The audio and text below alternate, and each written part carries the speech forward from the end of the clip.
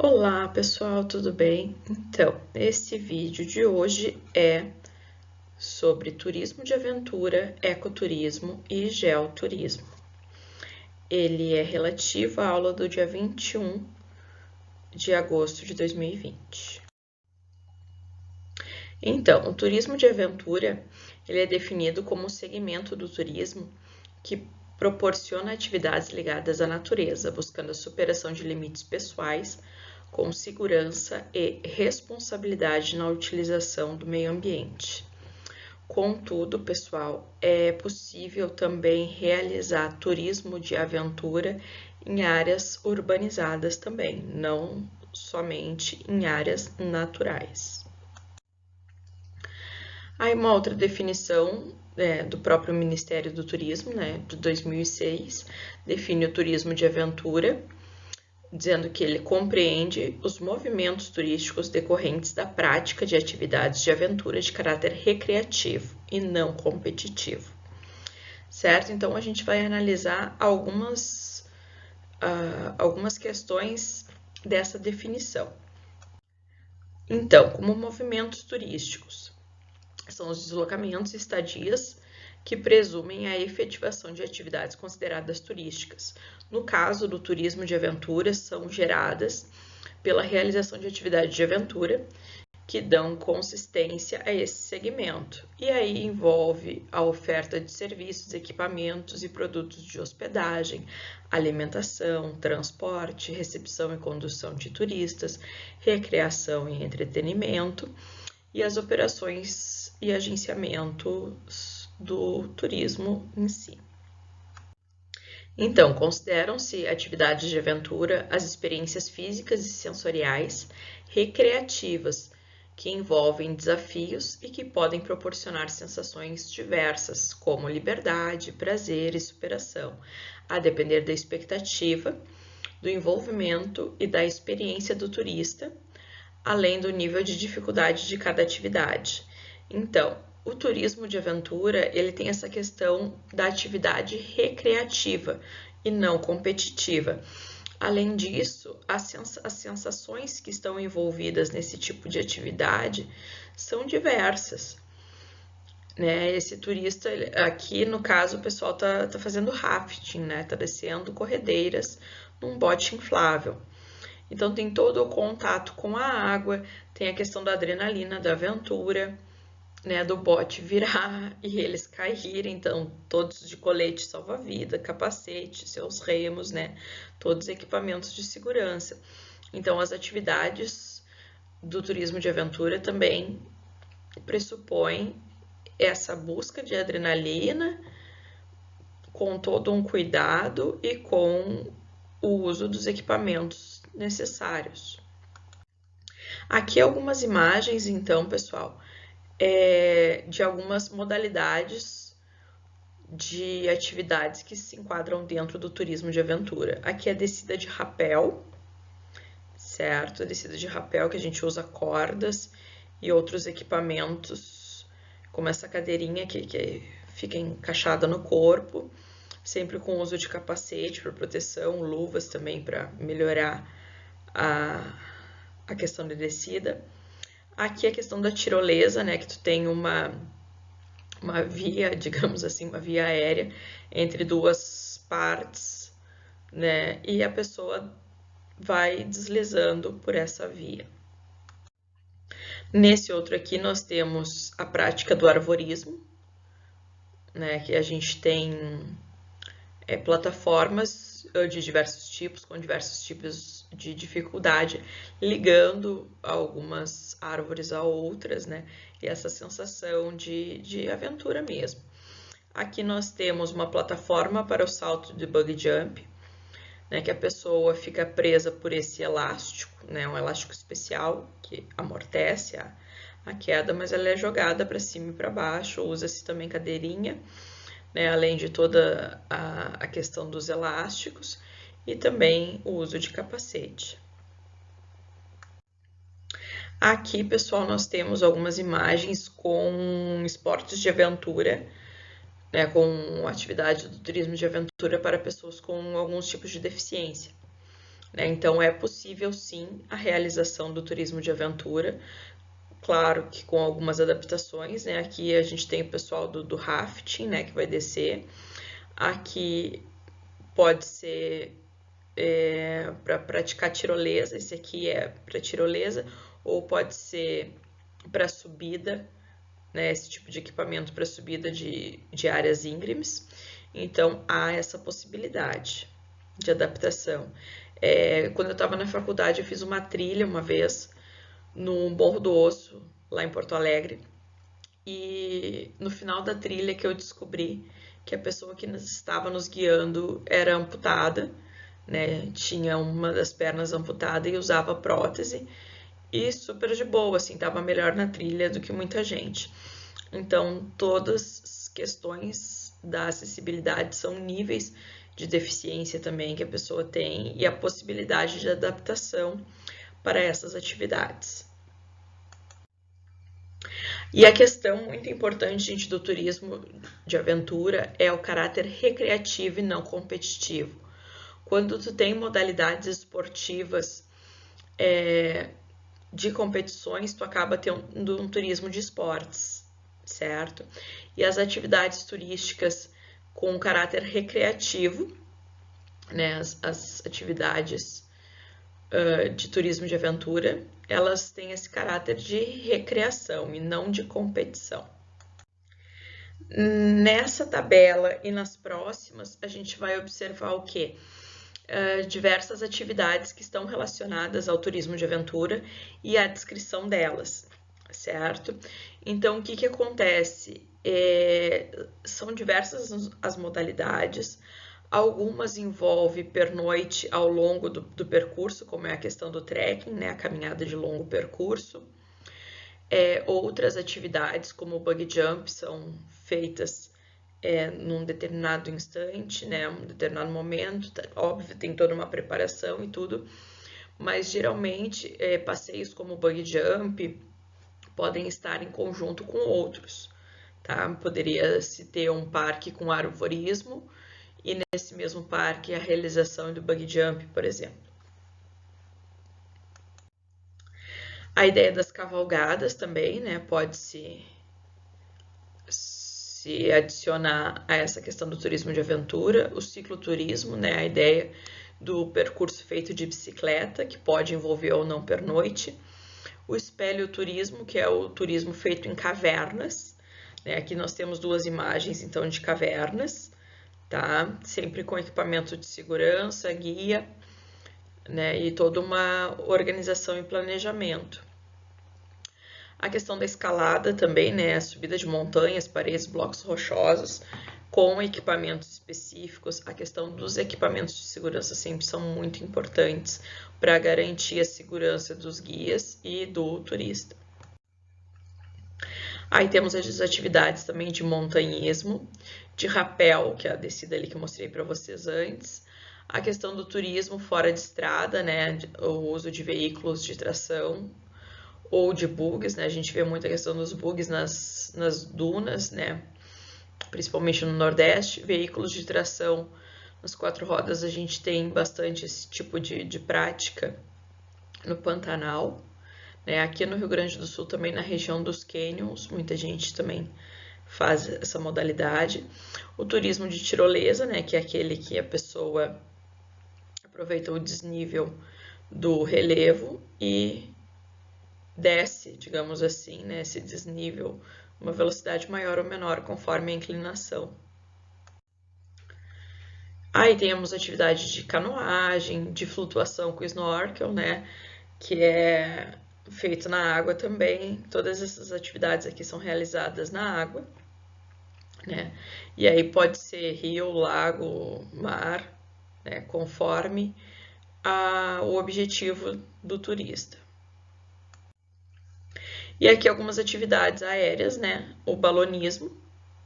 Em Torres até temos um festival bastante famoso, o Festival de Balonismo de Torres, que geralmente acontece finalzinho de abril, início de maio. A questão do paraquedismo, né? O salto de paraquedas de cima de um avião, geralmente. E o voo livre com parapente ou com asa delta. E aí, retomando um pouco, gente, da ideia de como se vê o turismo. O turismo como um todo, a gente não pode perder de vista que o turismo deve ser entendido como um veículo para a conservação de ecossistemas, paisagens, valores, tradições e culturas locais e regionais, considerando como fator determinante para a inserção de grupos e comunidades receptivas em sua cadeia produtiva. Deve-se buscar a manutenção da biodiversidade e a promoção da cultura, a valorização da população, conhecimentos, práticas e valores étnicos e a preservação das populações tradicionais e sua inserção na economia. Então, o turismo ele tem sim esse papel de inserir a comunidade local e de trazer benefícios para essa comunidade, bem como de não, o turismo tem o papel de não permitir que ecossistemas, paisagens e biodiversidade sejam prejudicadas pela atividade turística. Então, pessoal, retomando o conceito de ecoturismo, temos o ecoturismo é o segmento da atividade turística que utiliza de forma sustentável o patrimônio natural e cultural, incentiva sua conservação e busca a formação de uma consciência ambientalista por meio da interpretação do ambiente, promovendo o bem-estar das populações. Então, é uma definição do Ministério do Turismo. Sendo assim, o ecoturismo é um segmento capaz de produzir um novo dinamismo na organização espacial, tanto para a melhora da região com a implantação de novos serviços e infraestrutura, como também para a possibilidade de especulação imobiliária. Então, o que acontece, gente? O turismo de aventura e o ecoturismo, eles se diferenciam no quê? Que o turismo de aventura, ele precisa de uma prática de alguma atividade de aventura, né? Ele é um segmento para a aventura, para a adrenalina. O ecoturismo tem muito mais a questão da conscientização ambiental, de buscar a preservação do ambiente, de trabalhar com a infraestrutura do local e com a população local, promover o bem-estar das populações, certo? Então, dentre os diversos segmentos do turismo, nós temos alguns que as características são muito semelhantes, mas essa segmentação realizada, ela é para auxiliar no sentido de conseguir atrair diversos públicos, que cada público se sinta atraído, seja ou pelo ecoturismo, ou pelo turismo de aventura, ou pela outra modalidade que vamos começar a trabalhar agora, que é o geoturismo. Então, para chegar no geoturismo, eu tenho que partir do conceito de geodiversidade. A geodiversidade é o equivalente abiótico da biodiversidade. Então, quando eu falo em biodiversidade, eu falo de uma diversidade muito grande de vida no nosso planeta. Quando eu falo de geodiversidade, eu falo de uma diversidade desses ambientes abióticos, ou seja, não vivos. A variedade de ambientes geológicos, fenômenos e processos ativos, geradores de paisagens, rochas, minerais, fósseis, solos e outros depósitos superficiais que constituem a base para a vida na Terra. Então, a geodiversidade inclui todos esses fatores, inclusive processos que ocorrem e que são base, sim, para a vida na Terra. Observando essa figura aqui, o que a gente pode pensar? Bom, o meio natural.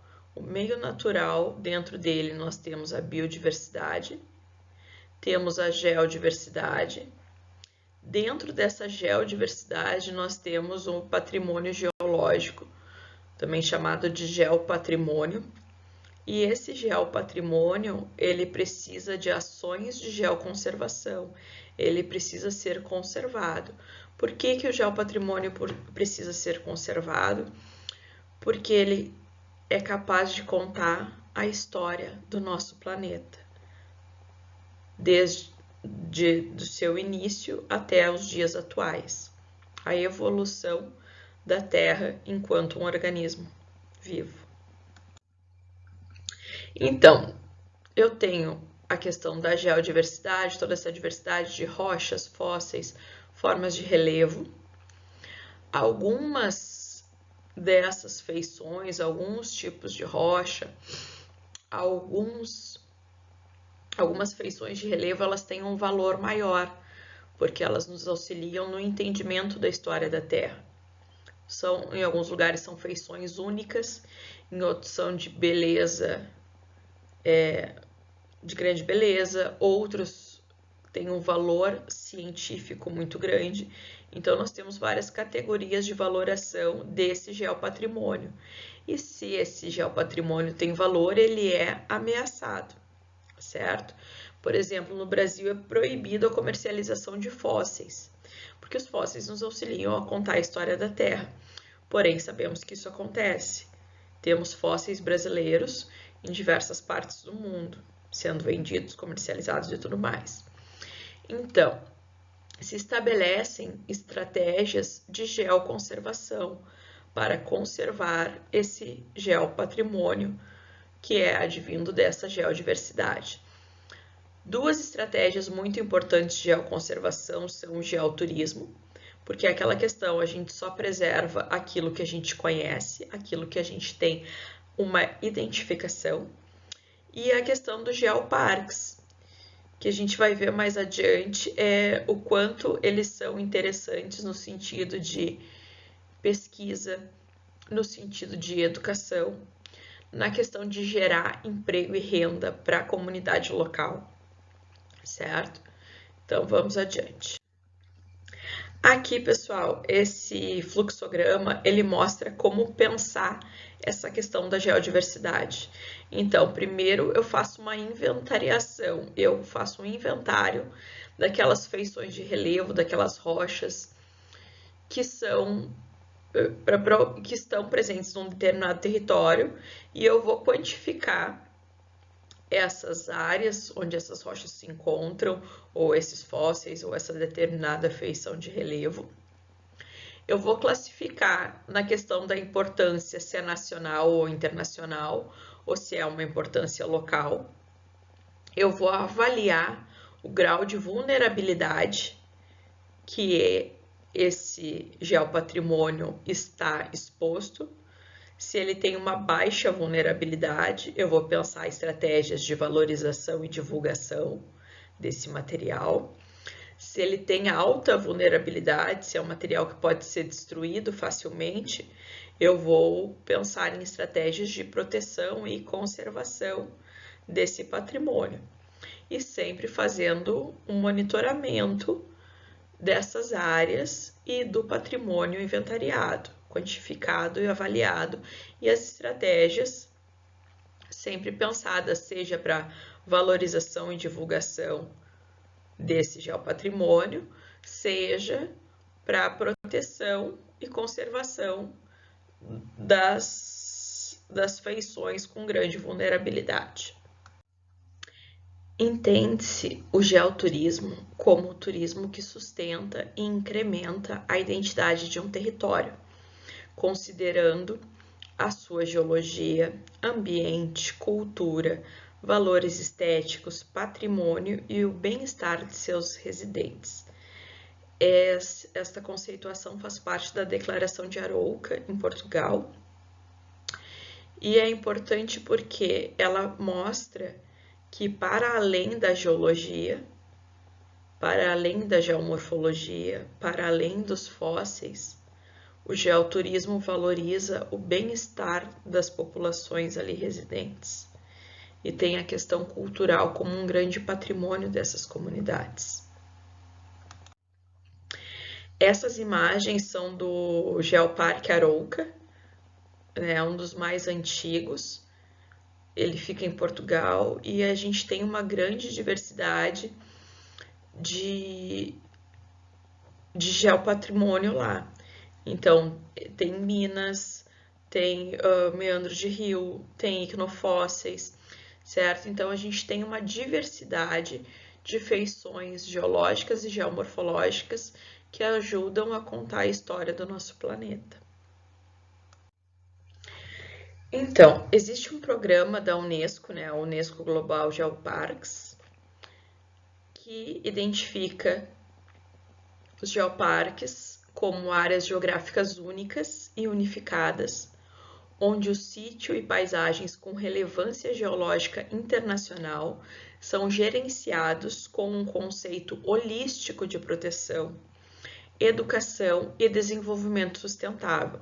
Possui uma abordagem de baixo para cima, porque combina conservação com desenvolvimento sustentável e envolvimento das comunidades locais. Então, essa abordagem de baixo para cima quer dizer o quê? Que não são decisões tomadas por um governo ou por uma equipe, são decisões da comunidade local, juntamente com cientistas, com o pessoal das universidades, de organizações não governamentais, que trabalham até serem reconhecidos pela Unesco enquanto um geoparque global. No mapa, neste mapa, então, pessoal, nós temos o que? Temos os geoparques, né, que temos no mundo. Então, observem aqui na Europa a quantidade de geoparques. Na Ásia também, a China descobriu essa modalidade e ela é muito interessante, por quê? Porque o geoparque, ele precisa das pessoas, então não há desapropriação de terra. É diferente de um parque nacional, de uma unidade de conservação. E uma série de atividades podem sim ser desenvolvidas dentro de um geoparque. Observe que aqui na África a gente tem pouquíssimos, né? Aqui na América do Norte também temos poucos, né? Os Estados Unidos não é nada adepto ao programa de geoparques, né? O Canadá já é mais aberto a essa iniciativa. Temos aqui também na América Central, aqui no Uruguai e um só no Brasil. Temos um único geoparque no Brasil, reconhecido pela Unesco, que é o Geoparque do Araripe, que nós vamos tratar na próxima semana, tá? E que traz uma série de aprendizados para a gestão desse tipo de parque, né, que é o geoparque no Brasil. Hoje nós temos várias outras propostas no Brasil. Aqui no Rio Grande do Sul temos 3. Temos o Geoparque Aspirante Caminhos dos Cânions do Sul, né, que está em processo de análise pela Unesco para o reconhecimento. Temos o Geoparque Quarta Colônia, que é um projeto ainda, e o Geoparque Caçapava do Sul. Então, nós temos 3 aqui no Rio Grande do Sul, são 2 projetos e um já geoparque aspirante. Temos outro geoparque aspirante aqui no Brasil também, que é no Rio Grande do Norte, que é o Geoparque Aspirante Seridó. Então, gente, os pilares para um geoparque. A geoconservação, ou seja, as estratégias para conservar todo aquele patrimônio. A educação e a pesquisa são fundamentais, né? Eu ensino a pesquisa, a questão científica, né, do conhecimento, de compreender que o geopatrimônio nos diz sobre a história do nosso planeta. E, além disso, a questão do desenvolvimento local. É, sim, papel do geoparque gerar emprego e renda para a comunidade local. Então, para isso, a comunidade local precisa sim participar dos processos decisórios do geoparque. Então, para estar dentro do programa da Unesco, né, dos geoparques globais, um geoparque precisa de uma estratégia territorial, de como pensar o seu território, de como se organizar e de como gerir esse território.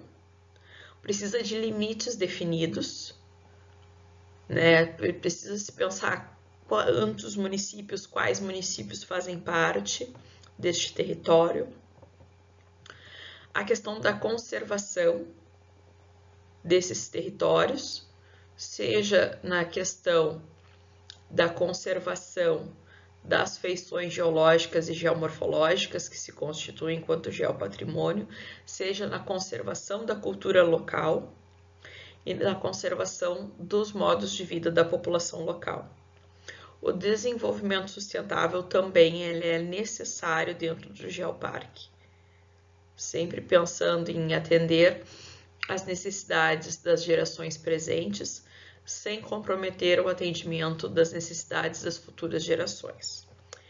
E o envolvimento das comunidades locais. Não há geoparque sem o envolvimento das comunidades locais. Aqui uma outra conceituação do geoturismo, né? Do geoturismo enquanto fornecimento de interpretação e serviços para os geossítios e geomorfossítios, topografia e artefatos in situ e ex situ, visando sua conservação e gerando apreciação, aprendizagem e pesquisa, e para as atuais e as futuras gerações.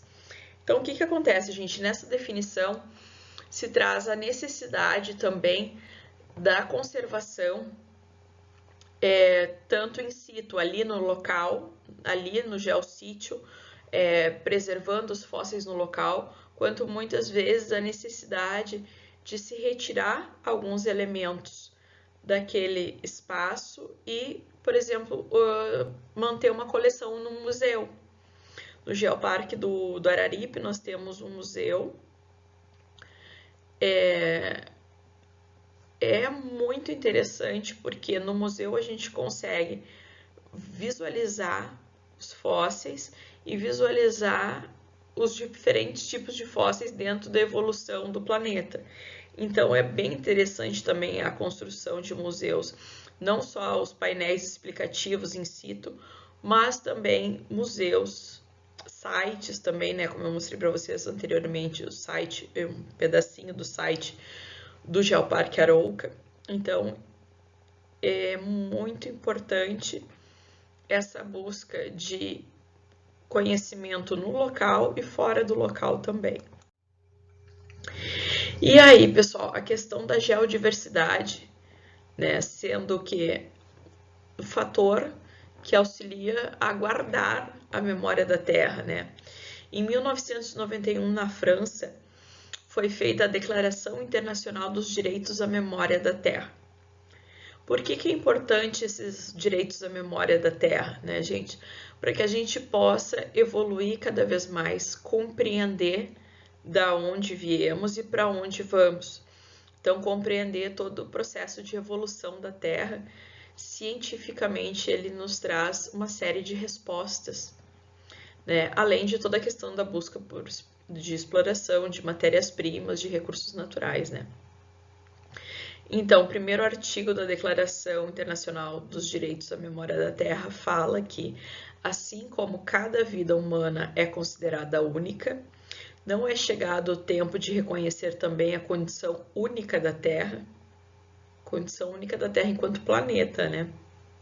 A Terra, nossa mãe, é base e suporte de nossas vidas. Somos ligados à Terra. A Terra é o elo de união entre todos nós. É o que temos em comum, né, pessoal, no nosso planeta. A Terra, com 4 bilhões de anos e meio de idade, é o berço da vida, da renovação e das metamorfoses de todos os seres vivos. Seu longo processo de evolução, seu lento amadurecimento, deu forma ao ambiente no qual vivemos. Nossa história e a história da Terra estão intimamente entrelaçadas. As origens de uma são as origens de outra. A história da Terra é nossa história. O futuro da Terra será o nosso futuro. A face da Terra, a sua feição, são o ambiente do homem. O ambiente de hoje é diferente do ambiente de ontem e será diferente também no futuro. O homem não é senão um dos momentos da Terra. Não é uma finalidade, é uma condição efêmera e transitória.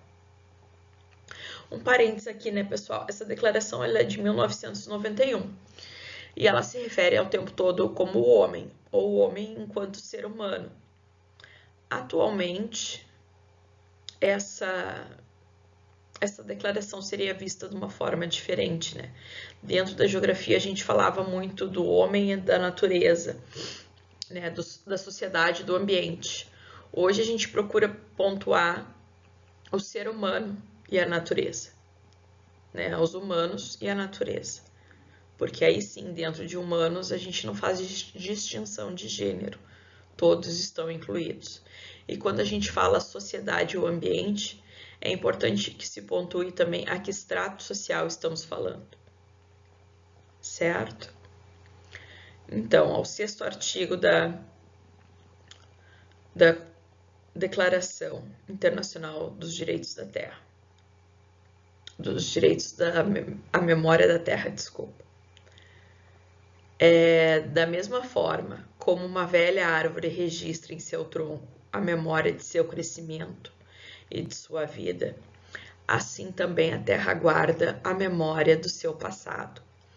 Uma memória gravada em níveis profundos ou superficiais, nas rochas, nos fósseis, nas paisagens. A Terra preserva uma memória passível de ser lida e decifrada.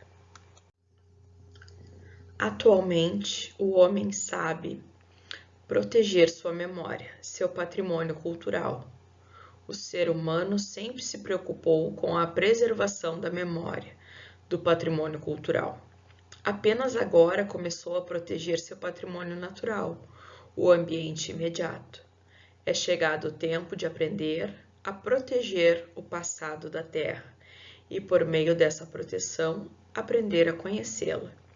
Essa memória antecede a memória humana. É um novo patrimônio, o patrimônio geológico.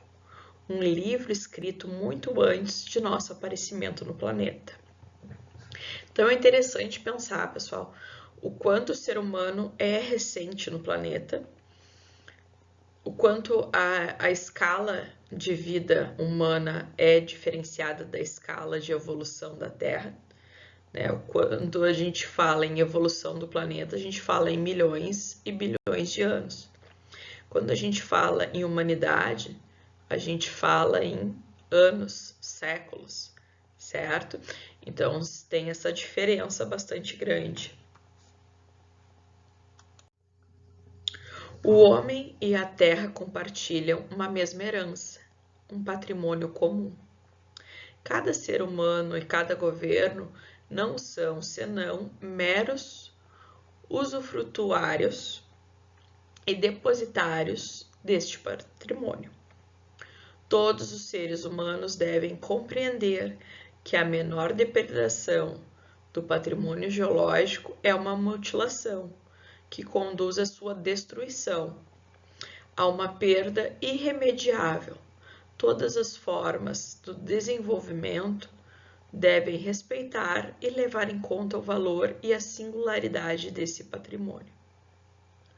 É importante a gente pensar que uma rocha, ela pode nos contar todo um período como foi, o que aconteceu, que tipo de vida tinha naquele local, certo? Então é muito importante que a gente conserve esse patrimônio para entender cada vez mais sobre a nossa história.